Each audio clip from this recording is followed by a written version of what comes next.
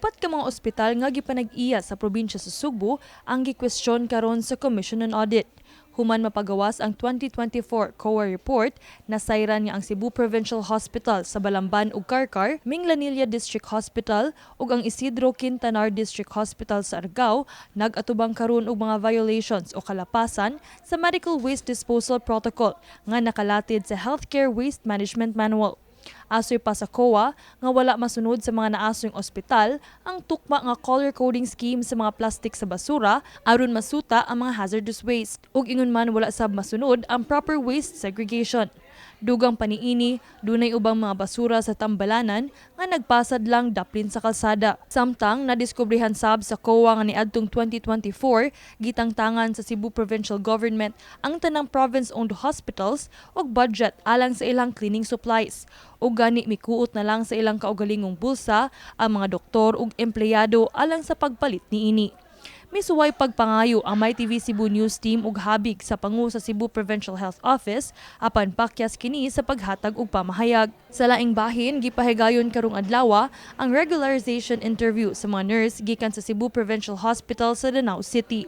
Nasayran sa 𝗫TV Cebu nga pipila kanila ang nanarbaho sulod na sa 12 ngadto sa 14 ka tuig apan nagpabilin gihapong job order employees nga walay saktong benepisyo. Feel sad nimo ba nga murag ang mga healthcare workers ba kulang bitaw sa pagtagad bitaw jud ma'am kay tungod taas gid mig time nga nag-JO mas may gid matagaan jud unta mig opportunity kay mga frontliners man ni karon nga nag-open nalipay na sad mi nga naay posisyon para amo. Hopeful nga makuha na jud this time yun ma'am. Sa amo gid no security of tenure kay murag dugay-dugay na gyud kayo nga job order ba na makay benefits nga dawat di para sa job order nga no work no pay yun. Hopefully amaro ginamong gi-pray makaingon na yun sir ka nga okay na ari na lang ka no di na lang ka ma-abroad gusto mo serve gid ma'am bahala kung unsay kuan kasi na trabaho. Kaya natin anak nga pagipakaon. Apan bisan pa man og nadugangan na og pipila ka mga healthcare employees ang mga public hospitals, padayon silang nanawagan nga madugangan pagyud ang manpower sa mga tambalanan ug hangyo nila ang dugang suporta gikan sa kagamhanan.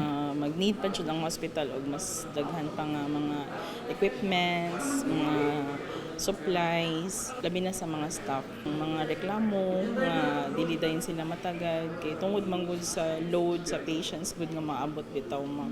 Although daghan-daghan nami sa pagkakaron pero murag dili pa gid makaya gid. Gobang gipun-an gid mi og manpower. Nya karon kay nga mo lang yung struggle karon kay gikan pa yung taon mi na bagyo nga Tino, nasudlan jud among hospital, murag ang karon among OR mo pay pagbalin sa Mabaw nya kanang bag-o ra gyud mi naka-operate balik. Napagid mi mga kuwang gyud ma'am pero anam-anam naman sa drone o kanang hatag ang among mga gipangayo. Kini si Queenie Joligon alang sa 𝗫TV Cebu.